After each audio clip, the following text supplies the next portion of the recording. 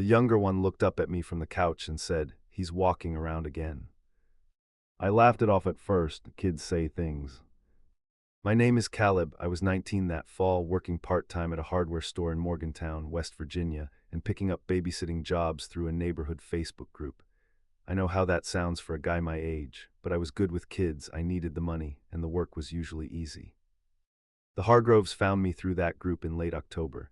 Dana Hargrove messaged me on a Tuesday. Two boys, Owen, 7, and Marcus, 4. They needed someone for a Saturday evening, $15 an hour, good money for sitting on someone's couch. I met Dana the Friday before to see the house. It was a 2-story place off County Road 12, about 6 miles outside of Morgantown. Older home, narrow hallways, doors that stuck in their frames. She showed me the kitchen, the boys' rooms upstairs, and the living room. Then she pointed to a door in the hallway, the basement, and told me it stayed locked, something about the water heater being old and the steps being unsafe.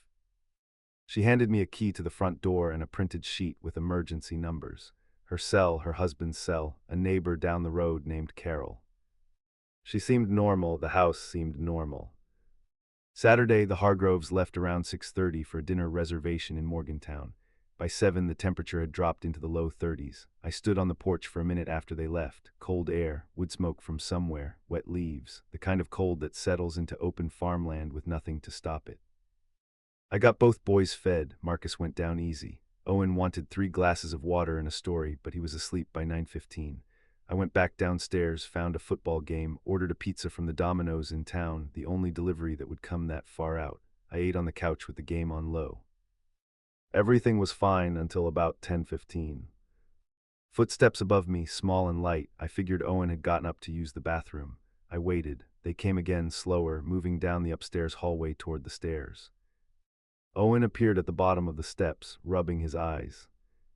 "Go back to bed, bud," I said. He looked at me, then he looked down the hallway toward the basement door. "He's walking around again," he said. "Who is?" He turned and went back upstairs without answering.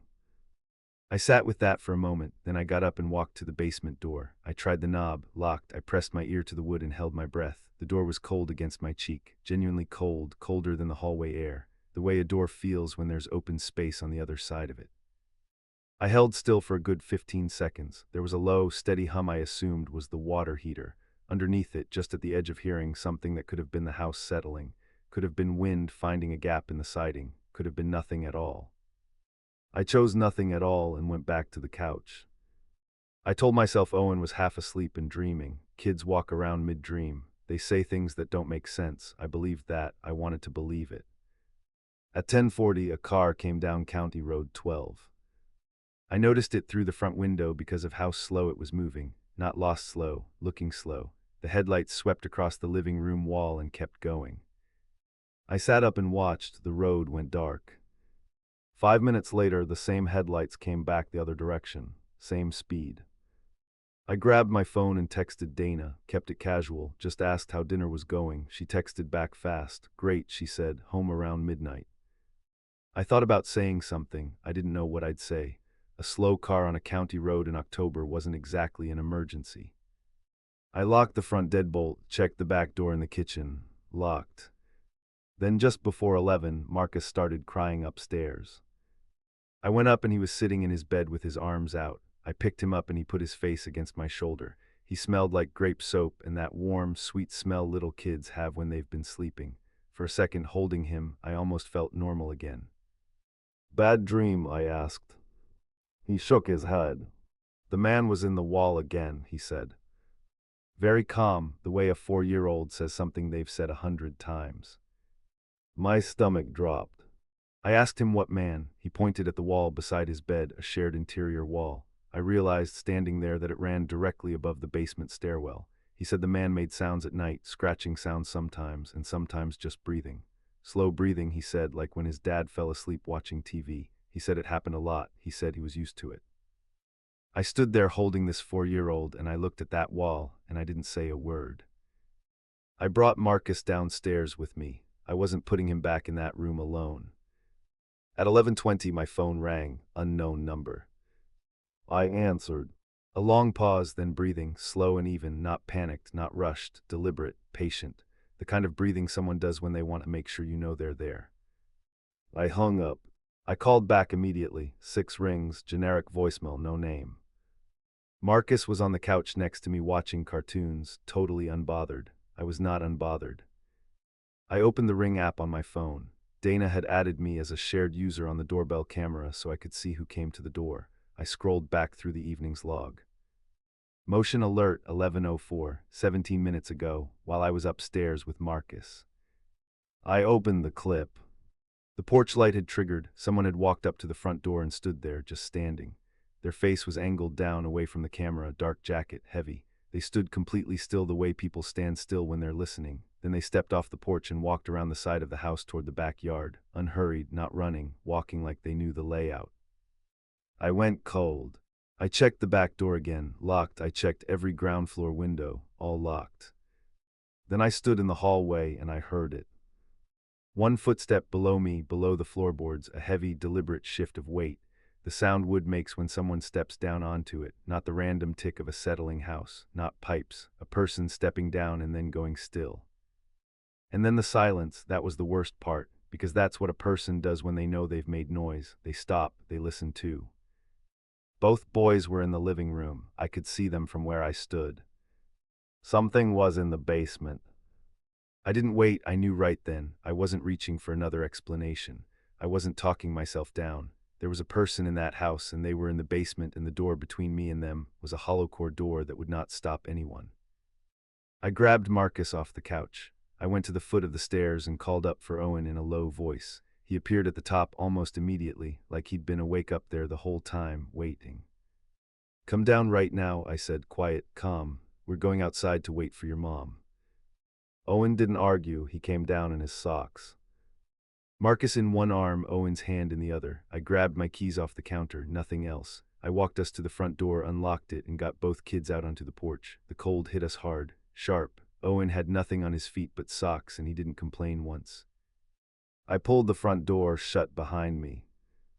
I walked them down the driveway to the road. My car was at the curb, a 10-year-old Chevy Equinox, not pretty, but it started. I buckled both boys into the back seat. Marcus still had his stuffed dog. Owen didn't say a word. I locked the car doors. I called 911, told them what I'd heard, what I'd seen on the Ring camera, the address on County Road 12. The dispatcher stayed on the line with me. Then I called Dana. She answered on the second ring. I told her to come home. I told her we were safe in my car at the end of the driveway. I told her I believed someone had gotten into her basement. She didn't ask a lot of questions. She said they were leaving. The Monongalia County Sheriff's Department sent 2 units. They arrived in about 11 minutes. It felt like an hour. I kept the engine running, the heat on, and I watched the house, every window, every shadow at the tree line. I didn't look away until the cruisers came up County Road 12 with their light bars going. Even then, I didn't let go of the breath I'd been holding. The deputies went in through the front door with my key. I watched the lights come on room by room. They were inside for almost 20 minutes. One of them came out and walked over to my car. He told me they'd found the basement door unlocked from the inside. The padlock hasp on the exterior side had been pried. Behind the water heater, a sleeping bag rolled up, an empty can of soup, a flashlight. They did not find the person. There was a small window at the back of the basement, ground level opening out to the side yard. It was unlatched. Dana and her husband pulled up about 15 minutes after the deputies. She lifted both boys out of the back seat and held them in the driveway under the porch light. Owen let her hold him for about 3 seconds, then he pulled back and looked at me. I told you he walked around at night, he said. The next morning Dana called me. She said the deputies had canvassed the area and found nothing. She said the sleeping bag had been there long enough that there was dust on it, weeks, maybe more. She said Marcus had been telling her about the man in the wall for 2 months. She said she thought it was a dream. I never went back to that house. I still think about those boys in their rooms every night, used to the sound of someone moving below them, just accepting it. The way kids accept the things they don't have words to explain. Listen to them when they tell you something's wrong. They notice first.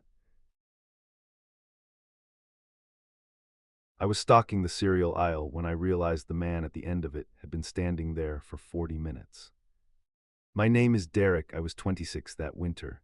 I worked overnight stock at a 24-hour Kroger off Route 30 in central Pennsylvania, about 12 miles outside of Lancaster, 11 at night to 7 in the morning. I'd been doing it for almost 2 years.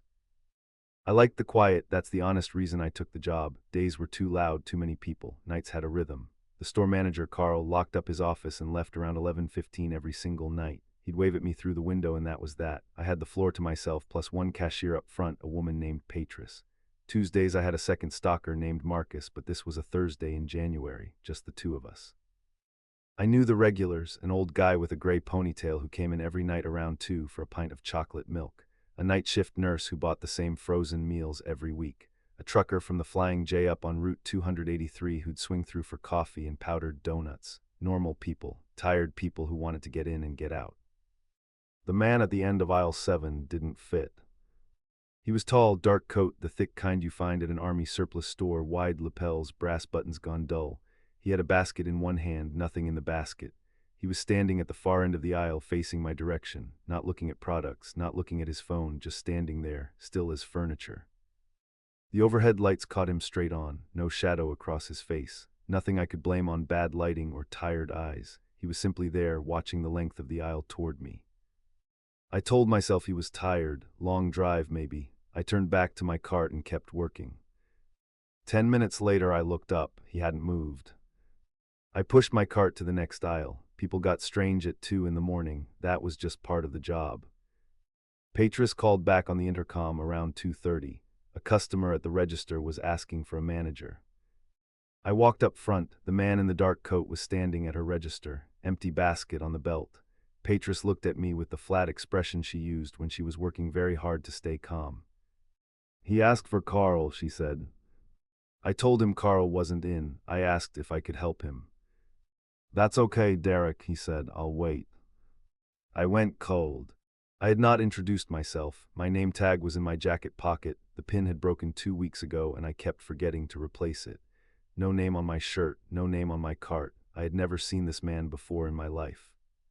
I asked him how he knew my name. He smiled, not a warm smile, the kind of smile that means a person has already thought about this moment before you arrived. His eyes didn't change when his mouth moved. That's the detail I kept coming back to. The total stillness of his eyes while the rest of his face arranged itself into something meant to look pleasant. "Carl mentioned you," he said.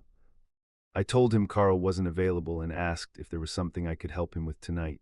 My voice stayed level. I was proud of that. He said no, he'd wait. I went to the break room and called Carl's cell, straight to voicemail. I tried twice more, same thing. That wasn't unusual for 2 in the morning, but it felt wrong right then. The room smelled like burnt coffee and old microwave popcorn, the same as always. But I stood under those humming lights and even the smell felt off, too ordinary for what was on the other side of the door. When I came back out, the man was gone from the register. Patris said he just walked off toward the back of the store. She didn't know exactly when. I did a slow loop through the aisles, produce, dairy, the bread aisle, nothing. I checked the men's restroom, knocked and called out, nothing. The store felt different with him loose in it, quieter than usual, or maybe I was just listening harder. The cooler units in dairy cycled on with their low mechanical groan and I flinched at the sound. That had never bothered me before, not once in 2 years. Then I checked the stockroom. The back door was propped open. Not the loading dock, that was a heavy steel door with a bolt I'd thrown myself at the start of my shift. This was the secondary exit at the far end of the stockroom, the one that led out to the strip of gravel behind the building. It was supposed to be locked from the inside. It was open about 4 inches. A piece of cardboard was folded under the bottom edge. Brown corrugated cardboard about the size of a paperback book, precisely placed so the latch couldn't catch. Cold air pushed through the gap in a steady, thin stream. January in Lancaster County has a particular cold to it, damp and heavy, the kind that settles into the back of your throat. Standing there, I could feel it spreading across the stockroom floor along the concrete. That cardboard had not been there at the start of my shift. I would have seen it. I did not touch the door. I left it exactly as it was and walked back out to the floor. I told Patris to stay at her register and not go to the back of the store. I didn't explain why. She looked at me and nodded once. She didn't ask. The night shift nurse came in around 3 like clockwork. She grabbed her frozen meals and came to Patris's register. I walked her out to the parking lot. Her car was a silver Honda Civic, parked near the cart return. I watched her pull out. Then I stood in the January cold for a moment and looked at the lot. There was a van parked at the far edge, engine running. White panel van, no markings, Pennsylvania plates with a yellow stripe. I didn't think to write down the number, which I've regretted since. It had been there when I arrived at 11. I had assumed it was a delivery, but no delivery had come. The exhaust curled up in slow, pale ribbons in the cold air. Someone was keeping it warm. Someone had been keeping it warm for at least 4 hours. I went back inside. The man in the dark coat was standing in the middle of aisle 7. Same spot, same empty basket. He looked at me and said, "You should finish your restock, Derek." That was when I knew.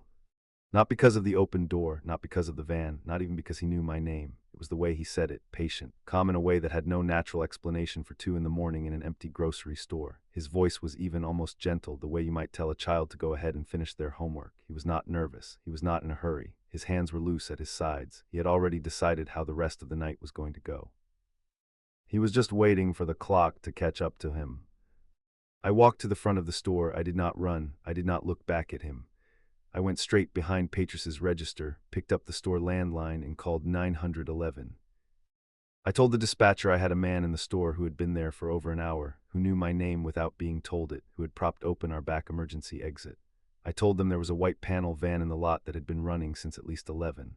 I gave them the address, 2240 Lincoln Highway East, which is what Route 30 becomes out that way. I said it clearly, and I said it twice. The dispatcher kept me on the line. Patris stood next to me. She didn't say anything. She had her keys in her hand with the longest key sticking out between her fingers. I noticed that, and I thought, she has done this before, somewhere else in her life. She was completely steady, steadier than me probably. 2 Lancaster County Sheriff's deputies arrived in about 8 minutes. It felt like an hour. They found the man still in aisle 7. He gave them a name. He had ID. They couldn't hold him for standing in a store with an empty basket. He hadn't touched anything, hadn't threatened anyone directly. One of the deputies told me that quietly, almost apologetically. But they ran the plates on the van. They didn't tell me exactly what came back. One of them came inside and asked if I wanted to close the store. I said I didn't have the authority. He said he'd wait with us until the morning manager arrived at 6. He stayed. He sat in a folding chair near the register and drank 3 cups of coffee from the machine by the door. He didn't say much. I didn't either. We just kept the lights on and waited for morning to come. And it eventually did, the way it always does, gray and slow through the front windows. The white van was gone when I finally walked out at 7:15. Carl called me that afternoon. He sounded shaken. He said the deputies had contacted him. He said he didn't know the man. He had never given anyone my name. He also said the stockroom footage from the back camera had a 2-hour gap in it, the camera that pointed at that secondary exit. Maintenance said it was a system error. It had never happened before. I went back to work the following Thursday. I'm not entirely sure why. Stubbornness, maybe, or I just didn't want to let it change me. But I made 2 changes. I kept my name tag in my pocket every single shift after that, and I never left that secondary exit check until the end of the night again. I did it at the start of the shift, at the middle, and 1 hour before close. The Kroger on Route 30 closed down 14 months later. Corporate consolidation, they said. It had nothing to do with what happened. I still don't park near the cart return at night. The car had been behind me for 90 miles, and I hadn't seen it pass a single exit. My name's Dale. I drive long haul out of Kansas City. 11 years. That night I was pushing a dry goods load west on I-70 through Kansas, trying to reach a distribution center in Salina by 6 in the morning. It was a Tuesday in late October. No moon, temperature dropping fast toward the low 30s. The weather app on my phone had been flashing a wind advisory since I crossed into Dickinson County, sustained gusts out of the northwest at 35, with higher bursts expected after 2 in the morning. I'd passed the last pilot truck stop outside of Topeka around midnight. The fuel gauge on my Kenworth was sitting comfortable at 3/4. I had no reason to stop. That's the thing about I-70 through central Kansas. It doesn't get much emptier. There are exits, but half of them just drop you onto dark county roads that go nowhere you want to be at that hour. I had my CB on channel 19, mostly out of habit. I first noticed the headlights maybe 20 miles past Topeka. Just a pair of lights in my driver's side mirror. That's not unusual. People drive at night, but I clocked them around mile marker 112 and they were still there at marker 155. Same distance back, same steady position, not closing, not falling behind. I didn't think much of it yet. Some people just drive a steady 65 and stick to it. Then I slowed down to check. I dropped from 68 to 58 over about a mile. Not a sudden brake check, just eased off the pedal. The lights behind me slowed too. Same gap, exact same gap. I sped back up, the lights came with me. I keyed the CB. Any westbound on I-70 around mile 160. Anybody got a description on a vehicle running back behind me? Nothing for a minute, then a voice came through, rough and tired. What kind of vehicle you looking at? Can't tell, I said, just headlights, running wide, maybe a truck, maybe a big sedan. The voice didn't answer, the channel went quiet. I watched the lights for another 10 minutes. Every time I varied my speed, they varied with me. There's a rest area at mile marker 183. I decided I'd pull in, not because I needed to stop. I just wanted to see what they'd do. I put my signal on well in advance, took the exit slow, pulled into the far end of the lot under a light that had half burned out and was flickering orange. 2 other trucks were parked at the west end with their running lights on, but nobody was moving around outside. It was quiet enough that I could hear a plastic bag scraping across the asphalt near the restroom entrance. I killed my running lights and watched my mirror. The car slowed at the rest area entrance. It didn't pull in, it crept past at maybe 20 miles an hour. I couldn't make out the body style clearly, but I got an impression: low, wide American, dark color, navy or black, and one of the headlights sat slightly higher than the other, giving the whole front end a lopsided, off-kilter look, like something that had been in a collision and put back together close enough, but not quite right. It kept going. I gave it 3 minutes, then I pulled back onto I-70 heading west. The lights were waiting about a mile up the road, parked on the shoulder. When I passed them, they pulled out behind me. My stomach dropped. I keyed the CB again. Anybody westbound between Topeka and Salina? I got a vehicle running with me that I don't love the behavior on, dark sedan or small truck, one headlight cocked high. Anybody seen it? This time a different voice came back, older, flat. I saw that car outside of Lawrence 3 hours ago. It was parked at the on-ramp, just sitting there. I didn't say anything back. Lawrence was 60 miles east of where I'd first noticed the lights. That meant it had been out there a long time before I ever saw it in my mirror. I thought about my options. The next real stop with people in it was a Love's Travel stop at the Salina exit, still about 80 miles out. I had fuel, but 80 miles felt like a long way. I picked up my phone and called my dispatcher, Gina. It was almost 1 in the morning. She answered on the second ring, which meant she wasn't sleeping. I told her what was happening, the lights, the rest area, what the trucker outside Lawrence had said. She was quiet for a second, then, stay on the interstate, don't take any county exits. I'm going to call the Saline County Sheriff's Dispatch and let them know you're coming through. All right, I said. Don't stop again, she said, not until Love's. I hung up. For a while it was just me and those headlights and the dark flat highway and the wind pushing grit across the asphalt.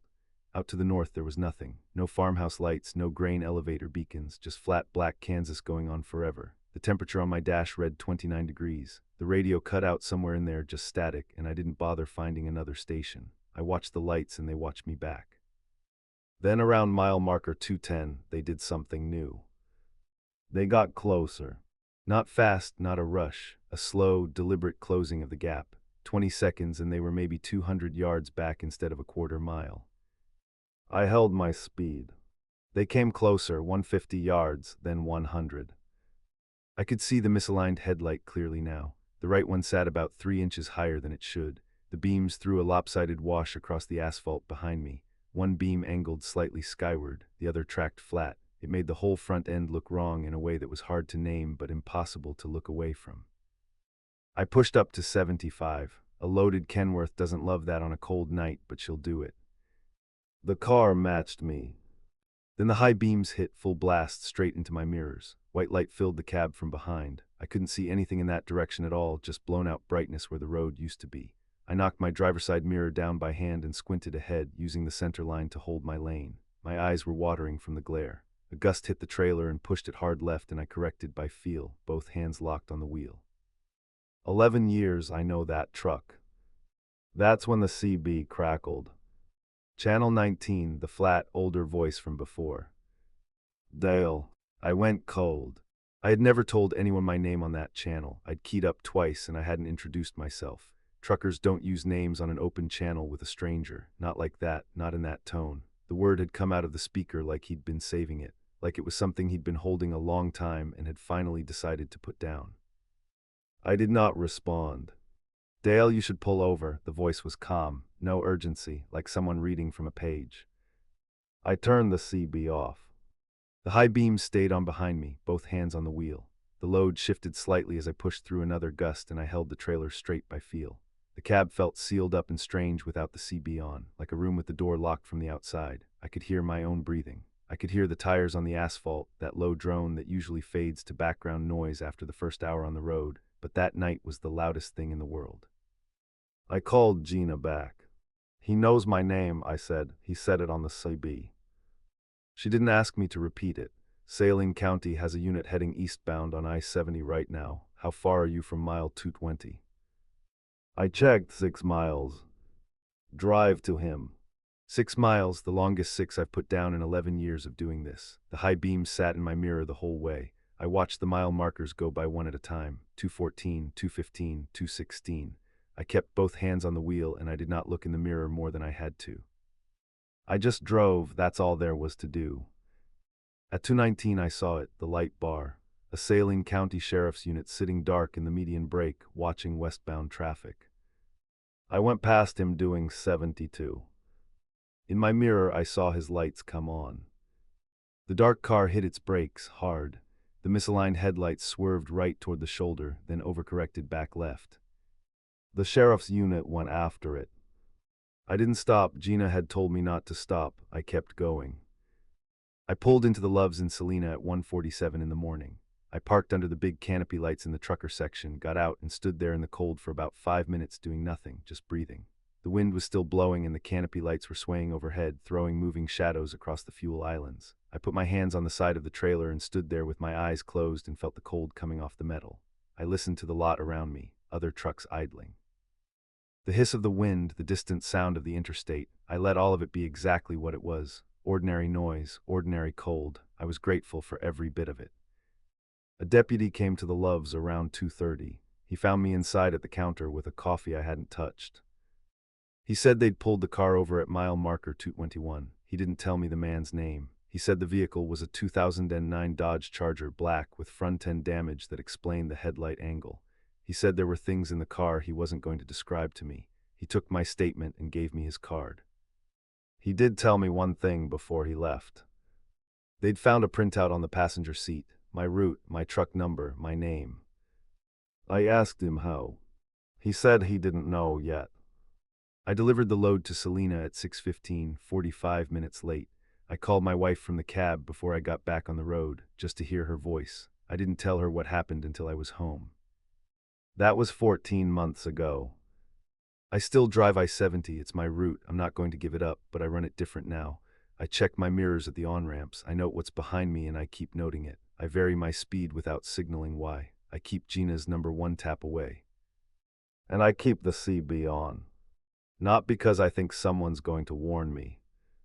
Because now I know what it sounds like when someone already knows where you're going.